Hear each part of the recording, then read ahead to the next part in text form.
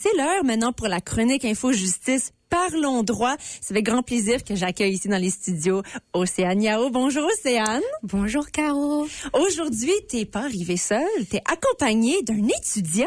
Tout à fait, Jaden Curlock. Bonjour tout le monde et bonjour Caro. Bonjour, bienvenue dans les studios Denise Lécuyer. Merci beaucoup. Avant qu'on se lance dans le thème d'aujourd'hui, je voulais prendre du temps pour apprendre un petit peu sur toi, Jaden, étant donné que tu es un étudiant de 3e année en droit à l'Université du Manitoba. Qu'est-ce qui t'a d'abord intéressé en droit? Merci beaucoup. La chose qui m'a intéressé en droit la plus, quand on fait toutes les choses, chaque jour, on conduit ou on va pour travailler, il y a comme une main invisible que nous touche chaque journée. Et c'est quoi? C'est le droit. Alors, c'est... Wow, bien dit. Oui, c'est ça qui m'a intéressé. Il y a quelque chose qui nous... Pas nous contrôle, mais il y a quelque chose là tous les jours. Alors, j'aime beaucoup les questions difficiles, les questions qui prennent beaucoup de temps pour savoir la décision. Alors, ça, c'est ce qui m'intéressait, le droit. Et en ce moment, quelle est l'opportunité que tu as la chance de faire avec Info Justice? Oui, c'est une bonne question. Je travaille à Info Justice maintenant comme stagiaire. À l'école de droit, on fait une stagiaire et je viens une fois par semaine pour le 2e semestre et je reçois des crédits pour ça. Et je viens les mercredis, comme aujourd'hui. Et c'est vraiment intéressant pour moi, c'est vraiment amusant. Je travaille avec les clients et c'est vraiment du bonne préparation avant que je travaille. Et je fais mon, on dit articling, oui, qui commence en juin. Wow, d'accord, génial. Ben écoute, je suis contente que ça tombe un mercredi parce que là, ça veut dire que tu peux nous joindre ici à la radio. Surprise! Merci beaucoup de m'avoir. Absolument. Donc, lançons-nous dans le thème d'aujourd'hui pour Info Justice. Océane, on veut définir d'abord la médiation dans un contexte de conflit de façon simple. Comment est-ce qu'on peut approcher ça?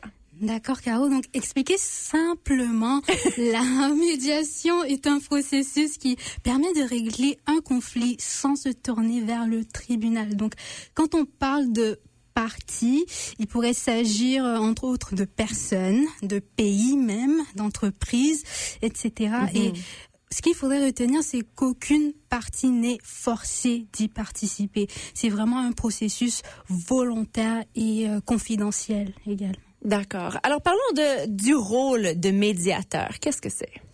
Alors, le rôle du médiateur, est de conduire la discussion, d'aider les parties à identifier leurs préoccupations et leurs besoins communs. Le médiateur ne prend pas position durant la discussion et ne représente personne. Et avant même la première rencontre, par exemple, il explique les règles de base, donc le respect, l'importance de l'honnêteté durant les conversations, l'écoute, voilà, même si on a des points de vue qui diffèrent, il faut prendre le temps d'écouter l'autre. Il faut également faire preuve de bonne foi en divulguant les informations financières. Voilà, etc. Et le médiateur répond aussi aux questions des parties pour qu'elles sachent à quoi s'attendre durant ce processus. D'accord. Vraiment l'identité neutre là dans tout ça. C'est le mot clé. Ouais. Quel est le cadre juridique de la médiation? Bonne question. Alors, au Canada, il n'existe pas une seule loi qui encadre la médiation. Ce sont plutôt plusieurs lois dans différents domaines du droit qui prévoient les règles. En droit de la famille, par exemple, la médiation fait partie de ce que la loi appelle un mécanisme de règlement des différends. Okay. Et au Manitoba, si on prend l'exemple de la loi sur le divorce et la loi sur le droit de la famille, on va remarquer que les législateurs encouragent les parties à essayer de résoudre leurs conflits à l'amiable. Et les avocats ont d'ailleurs l'obligation d'informer leurs clients de cette possibilités et de les encourager à y recourir. Sauf bien sûr dans les situations où la médiation serait clairement inappropriée. Voilà. Est-ce qu'on peut partager justement d'autres exemples où est-ce qu'on peut trouver ça, tout ça, oui. Oui, tout à fait, oui.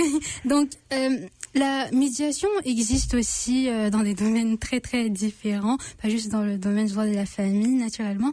Un bon exemple serait les situations d'endettement agricole. Donc, je pense à la loi sur la médiation en matière d'endettement agricole. Et cette loi prévoit des règles précises, notamment pour la nomination du médiateur et même concernant son rôle durant cette discussion. Et encore une fois, le médiateur est impartial, doit être sans conflit d'intérêts et son rôle est d'aider les agriculteurs. C'est ce qu'on va préciser dans cette loi et les créanciers à trouver un arrangement acceptable. Voilà. D'accord. Est-ce qu'on peut parler du rôle que jouent les avocats? Est-ce que la médiation peut se faire sans avocat? Est-ce que c'est recommandé avec? Qu'est-ce qui est mieux? Ah, OK. Alors, la médiation peut se dérouler sans un avocat. Voilà. Donc, toutefois, il est fortement recommandé que chaque partie obtienne au moins une consultation juridique avant d'y participer. Et l'avocat va aider chaque partie à comprendre les enjeux, les options possibles et ce qui pourrait arriver si les parties n'arrivent pas à trouver une entente et décident de régler l'affaire au tribunal. Et il peut, ou elle peut, l'avocate, peut aussi recommander des médiateurs qualifiés. Et il pourrait y arriver où l'avocat assiste à la médiation. Ah oui, tout à fait. Alors, pendant la médiation, l'avocat ne plaide pas. Donc, l'avocat qui est venu accompagner son client ne plaide pas. Il ne fait qu'accompagner le client, le conseiller. Il aide même à évaluer les nouvelles informations partagées durant la médiation.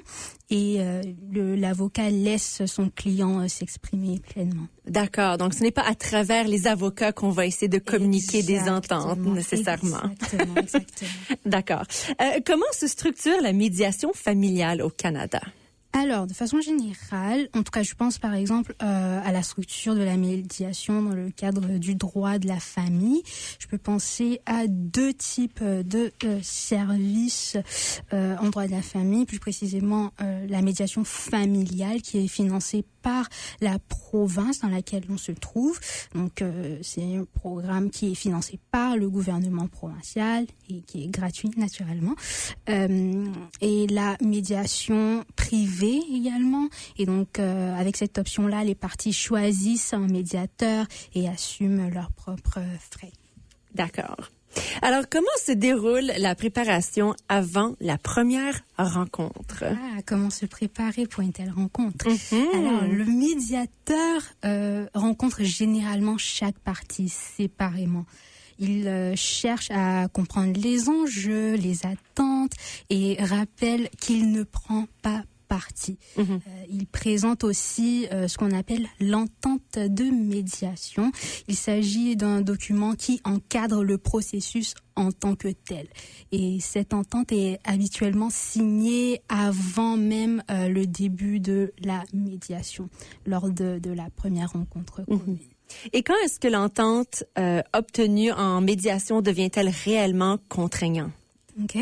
Alors, avant que l'entente ne devienne contraignante, donc avant de signer le contrat, en d'autres mots, les parties peuvent consulter un avocat pour obtenir un avis juridique indépendant pour parler de leurs droits, de leurs obligations et les différentes implications juridiques avant de signer l'entente. Voilà. Et ce document-là, encore une fois, est préparé après la médiation. Une fois que cette entente rédigée est signée, elle devient exécutoire plutôt. Et en cas de non-respect, les parties auront l'option de se tourner vers le tribunal. Encore une fois, il faudrait retenir qu'il n'y a pas d'obligation ici. Il s'agit d'une option. Ouais, tout à fait. D'accord. Alors, justement, si on cherche à poser d'autres questions, en savoir davantage, on peut toujours communiquer avec InfoJustice. Bien sûr, si vous avez des questions sur la médiation ou encore d'autres enjeux juridiques, n'hésitez pas à venir nous voir à InfoJustice Manitoba au 614 rue des Mirons. Nous sommes ouverts du lundi au vendredi de 8h30 à 16h30.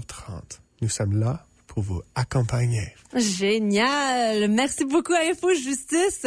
D'ailleurs, Jaylin, est-ce qu'on aura la chance de te voir encore dans 2 semaines? Ou peut-être, je suis là chaque mercredi. Ça, c'est ma dernière jour avec Info Justice. C'est ta dernière journée? Dans 2 semaines. Oh, dans 2 semaines. Oui. Excellent. Alors, à voir. Oh, Peut-être qu'on va se revoir d'abord. Bien sûr. Ben, sinon, bon succès avec tous tes projets et puis ta carrière en droit, parce que quand même, c'est formidable d'avoir de plus en plus de gens qui parlent en français qui se lancent en droit. On l'a besoin. Bien sûr. Et chaque année, il y a plus et plus d'étudiants qui font la concentration de accès à la justice en français à l'Université de Manitoba. Alors, on va avoir plus en plus d'avocats français à Manitoba. J'aime beaucoup ça. Merci beaucoup, Jaylin. Merci beaucoup, Océane, pour cette belle chronique aujourd'hui. Merci à toi, Caro. Merci beaucoup.